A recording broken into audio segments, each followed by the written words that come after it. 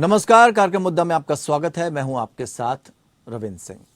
2019 में शरद पवार ने क्या डबल गम खेला था, इन सारी बातों को लेकर आज हम चर्चा करेंगे। 2019 में महाराष्ट्र में सियासी ड्रामे में शरद साथ थे, फडणवीस ये सारी बातें कह रहे हैं और साथ साथ कई सवाल इस तरह के खड़े हुए हैं। और ये सवाल इसलिए भी खड़े हुए कि जो आरोप गंभीर लगाए हैं फडणवीस ने, उसको लेकर अब सियासी जो गर्माहट है, सियासी पारा है, बढ़ता चला जा रहा है। देवेंद्र फडणवीस ने शरद पवार पर दोहरा खेल खेलने का आरोप लगाया है। उन्होंने कहा कि 2019 में पहले बीजेपी एनसीपी सरकार बनाने के लिए उसने हामी भरी थी, सहमति के 3-4 दिनों के बाद वो पीछे हट गए। यही कारण था कि अजीत पवार के पास सुबह सुबह शपथ ग्रहण करने के अलावा कोई विकल्प नहीं बचा था। देवेंद्र फडणवीस ने शरद पवार पर डबल क्रॉस करने का आरोप लगाते हुए पीठ में छुरा घोंपने की बात कही। अजीत पवार के साथ शपथ ग्रहण पर फडणवीस ने कहा कि जब उद्धव ठाकरे ने 2019 में सरकार बनाने के लिए कांग्रेस के साथ चर्चा आरंभ की और जैसे जैसे उनकी बातचीत आगे बढ़ी, एनसीपी के कुछ लोगों ने बीजेपी से संपर्क किया। उन्होंने कहा कि एनसीपी भाजपा के साथ जाने और एक स्थिर सरकार बनाने को तैयार है। फडणवीस ने एक इंटरव्यू के दौरान कहा, शरद पवार के साथ एक बैठक हुई जिसमें यह निर्णय लिया गया कि सरकार बनाई जाएगी। इसके लिए कार्यप्रणाली तय की गई। सरकार बनाने के लिए सभी शक्तियां मुझे और अजीत पवार को दी गई। हमने इसी के मुताबिक सारी तैयारियां की। शरद पवार ने 3-4 दिन बाद मना कर दिया, यानी वो मुकर गए। इसके बाद अजीत पवार के पास मेरे साथ आने के अलावा कोई विकल्प बचा नहीं था, क्योंकि वो बेनकाब हो जाते और पूरी तरह से खत्म हो जाते। उन्होंने शपथ ग्रहण के साथ आगे बढ़ने की बात कही। उनको विश्वास था कि शरद पवार साथ आएंगे। फडणवीस ने कहा, शरद पवार ने जो किया वो एक दोहरा खेल था, उन्होंने हमारे साथ डबल गेम खेला है। अब इन आरोपों के साथ सियासत गर्मा गई है और इसी तरह से हम सवालों को हम जानने की कोशिश करेंगे, दरअसल हकीकत वहां पर थी क्या। एनसीपी की प्रतिक्रिया भी जानने की कोशिश करते हैं, क्योंकि अब सियासी हंगामा शुरू हो गया। चुनाव जैसे जैसे नजदीक आएंगे सबकी प्रतिक्रियाएं भी आएंगी, चाहे विधानसभा चुनाव हो, चाहे लोकसभा के चुनाव हो। हर जगह इस वक्त नजर टिकी और हर कोई लोकसभा चुनाव से पहले अपनी अपनी ताकत का अंदाजा लगा लेना चाहता है।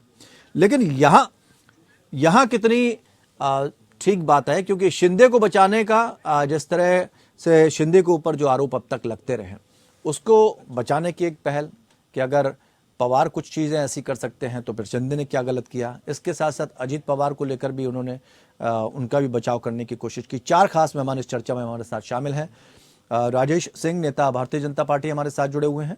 मुकलेश शेख, नेता एनसीपी। डॉक्टर टीना कर्णवीर, प्रवक्ता कांग्रेस, हमारे साथ जुड़े हैं। और विजय कृष्णा, नेता शिवसेना, हमारे साथ जुड़े हैं। बहुत बहुत स्वागत आप सभी लोगों का। मुकलेश जी, आपसे शुरुआत करना चाहेंगे। गंभीर आरोप यहां पर फडणवीस ने शरद पवार के ऊपर लगाया है, क्या कहना चाहेंगे? जी, मेरी आवाज आ रही सब? जी जी, बिल्कुल बिल्कुल। अब तो देखिए, डबल गेम खेला है शरद पवार ने। जी, ये उनका कहना है, उनका मुंह है, हमारी जबान तो नहीं है उनके मुंह में। और पहली बात तो इन्होंने गुवाहाटी ये जो खोखे वाली सारे चीज को, मुद्दे को दबाने के लिए और महंगाई, ये सारे चीजों को दबाने के लिए अब वो बयान दे रहा है देवेंद्र जी कि शरद पवार साहब ने कि हमारे साथ मिलकर डबल गेम किया है। इतने दिन उन्होंने मुंह नहीं खोला। आज चुनाव सामने है, विपक्ष सब एक साथ मीटिंग किए। इसके कारण ये जो है कहीं ना कहीं भाजपा के लोग मतलब घबरा गए हैं। अब वो शरद पवार सीनियर लीडर है महाराष्ट्र के अंदर और ऑल इंडिया के अंदर। नहीं, शरद पवार के लिए कहा जाता है ना कि वो चाणक्य हैं, तो बात में कितनी सच्चाई है? वो पहले कहें, बाद में कहें, चुनाव के समय कहें, मौका आने पर तो हर कोई कहता है, लेकिन बात में कितनी सच्चाई है? रविंद्र जी, देवेंद्र जी ने कम से कम 4 से 5 बार हमारे पवार साहब के पास कई बार इस सरकार को, मतलब जो चल रही थी महाविकास आघाड़ी की सरकार, उसके बारे में तरह तरह के हमारे पवार साहब का हैरेसमेंट किए कि पवार साहब को बहुत से तरीके से समझाने की कोशिश की। पवार साहब नहीं माने। अजीत दादा पवार साहब को उसके बाद में जो लवासा कांड, एक कांड, वो कांड में मतलब जो उनको हैरेसमेंट किए और उसके बाद में 80 घंटे की सरकार उन्होंने कामयाबी में बना डाला। और बनाने के बाद जब रिमोट कंट्रोल हमारे पवार साहब के हाथ में था तो पवार साहब को मंजूर नहीं था, तो पवार साहब ने रिटर्न ले लिया। और रिटर्न लेने के बाद भतीजे अजीत दादा पवार साहब आ गए हमारे एनसीपी में और हमारे लोगों ने समर्थक नहीं दिया। भाजपा वापिस वही रह गई। जब वो तो कह रहे हैं अजीत अजीत पवार के पास कोई चारा ही नहीं था। राजेश जी आपसे जानना चाहिए, वो तो कह रहे हैं झूठे आरोप हैं, इस तरह के आरोप लगाने के क्या बिल्कुल मकसद? झूठे आरोप और हैं, अगर इसका ये कोई तथ्य नहीं राजेश है, जी कहीं सही कोई आरोप हैं तो पहले लगा आए देते। तो सीडी उन्होंने रिले करे। इतने लंबे वक्त के बाद आरोप लगाने की क्या जरूरत थी? घबरा रहे हैं आप लोग? अरे नहीं नहीं, रविंद्र जी हमारी आवाज आ रही है? बिल्कुल बिल्कुल, रविंद्र नाम है। हाँ देखिए रविंद्र जी, जी मैं रविंद्र जी ही कह रहा हूँ, मैं पहचानता हूँ आपको अच्छी तरीके से। जी जी जी जी। हाँ रविंद्र जी देखिए, मैं ये कह रहा हूँ ना कि देखिए ये तो जग जाहिर है ना कि भाई कांग्रेस के अंदर ही जब सोनिया गांधी जी मेन फ्रेम में आई राजनीति के, तो सबसे पहले कांग्रेस में ही उसका विद्रोह हुआ और कांग्रेस के लोगों ने ही विरोध किया कि भाई मैं सोनिया जी के नेतृत्व नहीं, इन आरोपों में कितना दम है? जो ये आरोप लगाए गए हैं फडणवीस के द्वारा, वो तो डिनाई कर रहे हैं। वो तो कह रहे हैं कि भारतीय जनता पार्टी के लोग ही मुलाकात कर रहे थे कि सरकार बना लीजिए। फडणवीस जी झूठ बोल रहे हैं, इस तरह के आरोप क्यों लगा रहे हैं? घबरा गए हैं आप लोग? 4 बार शरद पवार सबके बंगले पे आए।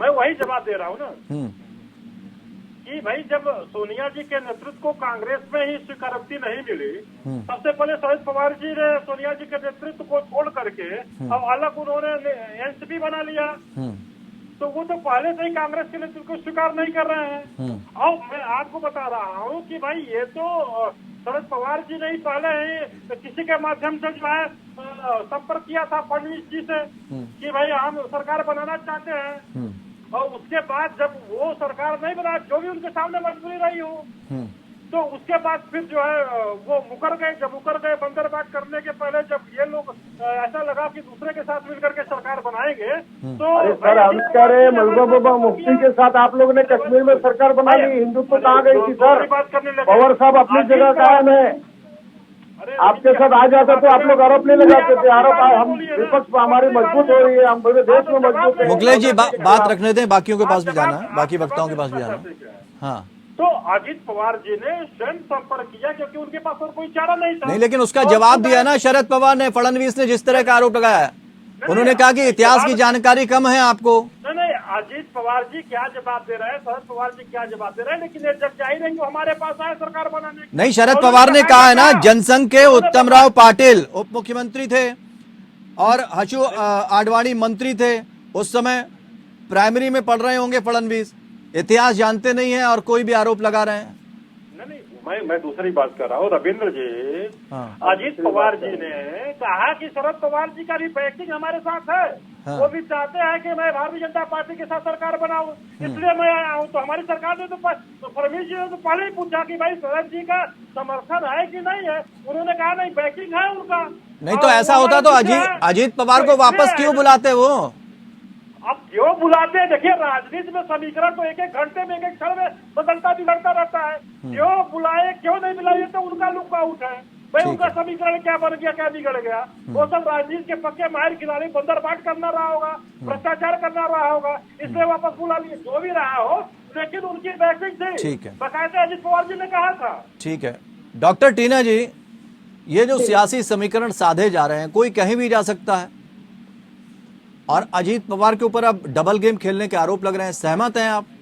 हो सकता है डबल गेम कल को आपके साथ हो जाए, क्योंकि आपको भी छोड़ के किस तरह से सरकार, किस तरह से उन्होंने अपनी पार्टी बना ली थी।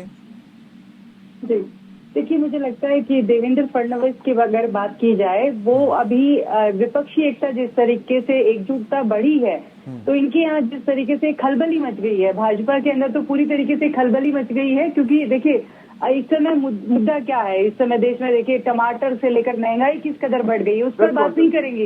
ये पीछे इतिहास भी जा जाकर खोद कर लाएंगे कि ऐसा हुआ वैसा हुआ।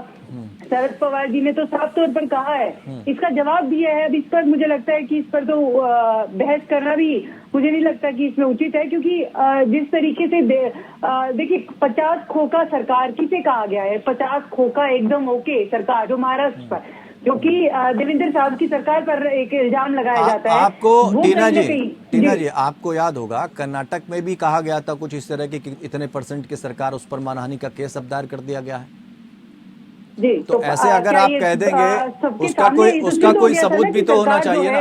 40% जो कर्नाटक की सरकार थी वो कमीशन खोर सरकार थी, और इसी प्रकार मध्य प्रदेश में भी 50% कमीशन खोर सरकार है, वो सबके सामने है। इसीलिए जनता जो है अब इनको वोट देने से मना करेगी, वोट देगी भी नहीं, कर्नाटक में भी नहीं दी, आगे भी नहीं देगी, क्योंकि ये लगातार भ्रष्ट सरकार रही है। मुझे लगता है इनके यहाँ नागपुर से आता है कि अब अगला बयान ऐसे देना है ताकि राजनीति का माहौल गर्म रहे और जनता के मुद्दों से भटके रहे। जी नहीं, लेकिन अभी अगर महाराष्ट्र की हम बात कर ले तो वहां पर तो एक एक करके नेता उनकी पार्टी में शामिल होते जा रहे हैं, तो आप कैसे कह सकते हैं वो कमजोर हैं? महाराष्ट्र में आकर केसीआर चुनौती देने लगे हैं अब। जी देखिए, मुझे लगता है कि चुनावी प्रक्रिया है, इसमें ऐसा नहीं है कि कौन कितने लोग शामिल होते हैं कितने नहीं, लेकिन जनता जो है धीरे धीरे सजग हो रही है, सबको दिख रहा है विपक्ष आप भी तो विपक्षी एकता की जो बात आप लोग कर रहे हैं, पूरी विपक्षी एकता कहाँ नजर आ रहा है?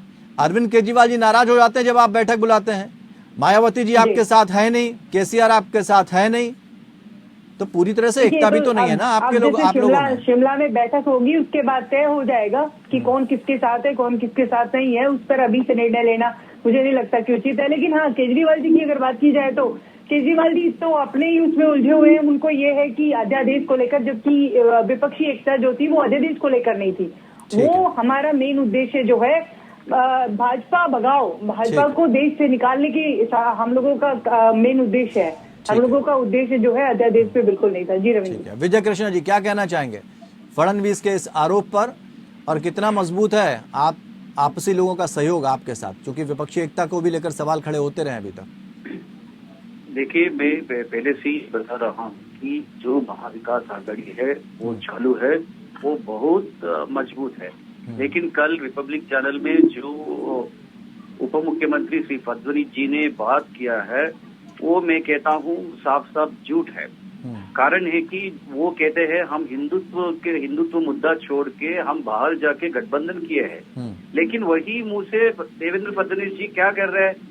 हमने शरद पवार जी से संपर्क किए हैं, हमने अजित पवार जी को एक एजेंट माना है, हमको धोखे देके शरद पवार जी ने बाहर गए हैं, मुझको कोई पदवी लालच नहीं। मैं नाज से कहना चाहता हूँ, कई डिबेटों में मैं वही कहता आ रहा हूँ कि फडणवीस जी को मुख्यमंत्री बनना ही है।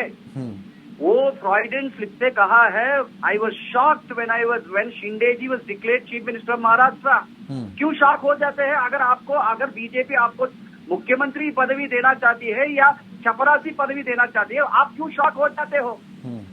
क्योंकि मैं भी ब्रेकिंग न्यूज दे रहा हूँ, देवेंद्र फडणवीस जी को अगर चाहे तो प्रधानमंत्री भी बनने के लिए एक षड्यंत्र रच रहा है। जो आज थोड़ा बूढ़े होते जा रहे हैं ना प्रधानमंत्री जी, ये बहुत षड्यंत्र है।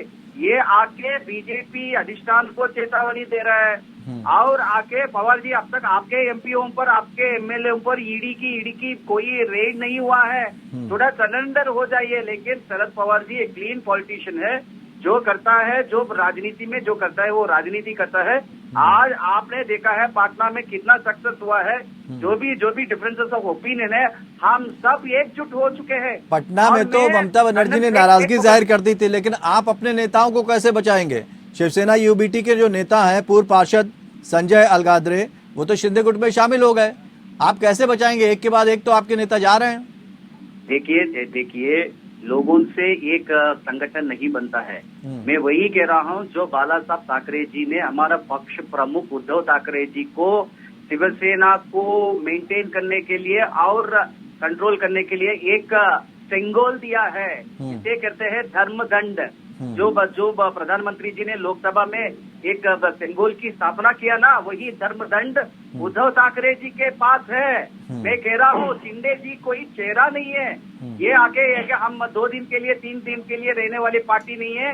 जो फडणवीस जी ने हम पर झूठे अफवाहें फैलाने की कोशिश किए हैं मुस्लिम अपीसमेंट के बारे में, ये आप कभी भी मत। विजय कृष्णा जी, सर्वे भी आया है। फडणवीस जिस तरह के आरोप शरद पवार के ऊपर लगा रहे हैं, उनका कहना है कि भारतीय जनता पार्टी के साथ मिलकर शरद पवार सरकार बनाना चाहते थे, लेकिन अचानक से वो डबल गेम उन्होंने कर दिया, और डबल गेम को लेकर अब सियासत भी गर्मा गई है। लेकिन इसके साथ साथ चुनौतियां भी हैं कई।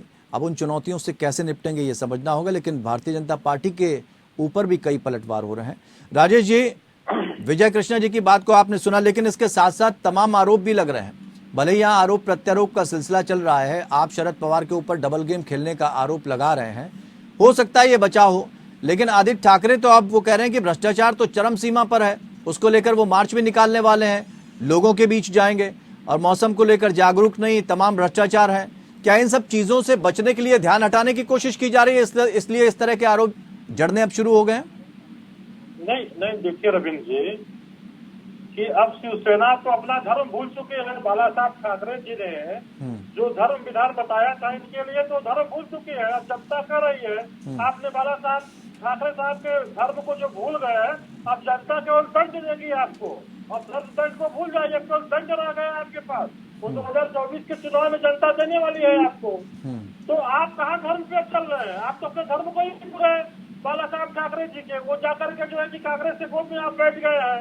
जो हमेशा है बाला साहब ठाकरे ने जिसकी बुराई की और कहा कि हम सोनिया जी के साथ कभी नहीं जाएंगे, उनके वोट में जाकर के आप बैठ गए। तो बात ये है रविंद्र जी कि अब शिवसेना को धर्म के विषय में बात करने का कोई अधिकार नहीं है। नहीं तो क्या कोई भी दल, राजेश जी, कोई भी दल, राजेश जी, कोई भी दल, कोई भी व्यक्ति जब भारतीय जनता पार्टी में रहेगा वही धर्म का अनुपालन करता है, बाकी सारे जो दल है वो अधर्मी हो गए। नहीं रविंद्र जी, हमने भारतीय जनता पार्टी की बात ही नहीं कहा।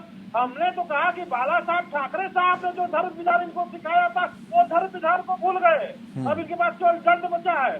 सावरकर साहब को जो लेकर चलते थे, जो कांग्रेस आए जिस पानी पीट करके राहुल जी गाली देते हैं सावरकर साहब को, वह पूरी यात्रा करके आते हैं महाराष्ट्र में, कहते हैं कि सावरकर साहब ने तो माफी मांगा था, तो उससे शिवसेना कुछ बोलती तो सावरकर साहब को भी भूल गए, बाला साहब ठाकरे को भी भूल गए, अपने पूरे हिंदू धर्म को भूल गए, हिंदुत्व को भूल गए। के बाद बचा क्या है? अरे जनता आपको भूल जाएगी, टेंशन विजय कृष्णा जी, ठीक है, विजय कृष्णा जी आपको भूलने वाली है। ठीक है, विजय कृष्णा जी, हमारा मित्र ठीक है, राजेश जी जवाब देना देते चाहता हूँ। हाँ, आपके फडणवीस जी ने हमारा उद्धव साहब पर एक आरोप किया है कि उद्धव जी मुस्लिम अपीसमेंट करता है और बोला है ये नॉन मराठी और मराठी का मुद्दा लिया है। मैं कह रहा हूँ पूरा महाराष्ट्र में, चाहे वो तेलुगु वाला हो, चाहे वो तमिल वाला हो, चाहे वो हिंदी वाला हो, चाहे वो गुजराती वाला हो, वो सब मराठी माँ के पुत्र है।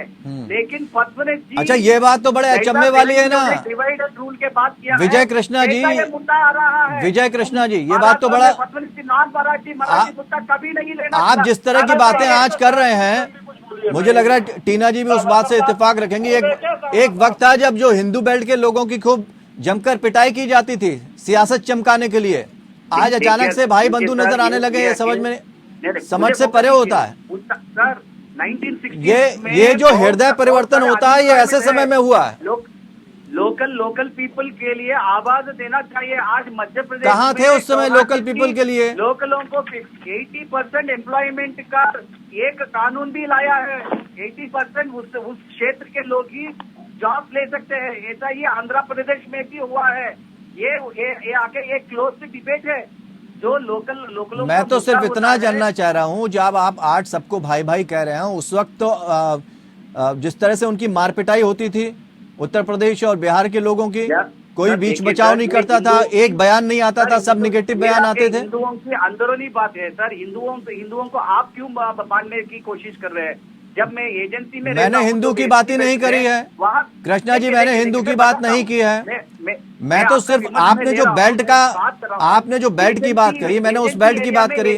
भूमि में कर ही नहीं सकता। आज आपको सब भाई भाई नजर आ रहे हैं, इससे पहले नहीं थे सर। मैं वही कह रहा हूँ सर। हाँ। मराठी मानुस इतना अच्छा आदमी है, इतना अच्छा आदमी है। वो व्यवसाय क्षेत्र में रहता है, वो रण क्षेत्र में रहता है और भक्त तुकाराम के तरह आध्यात्मिक क्षेत्र में रहता है। लेकिन भगत सिंह कोश्यारी जी ने ये मराठियत को अपमान किया है। चाहे अगर मैं मुंबई में आके एक तेलुगु वाला हूँ, मैं एक तमिल वाला हूँ, अगर मैं महाराष्ट्र में आना है तो ये वो मराठियत को मैं अपनाना है। मैं अपना, चलिए अच्छा है, हृदय परिवर्तन हो रहा है। मुकेश जी, अगर फडणवीस साहब ये कह रहे हैं कि 1978 में शरद पवार ने 40 विधायकों संग वसंत दादा पाटिल की सरकार से वो बाहर हुए थे और यही काम एकनाथ शिंदे ने किया, तो लोग उन्हें बेईमान कह रहे हैं। दो तरफा मापदंड क्यों? कहाँ बता रहे हैं यार, कहाँ राजा भोज, कहाँ गंगू तेली।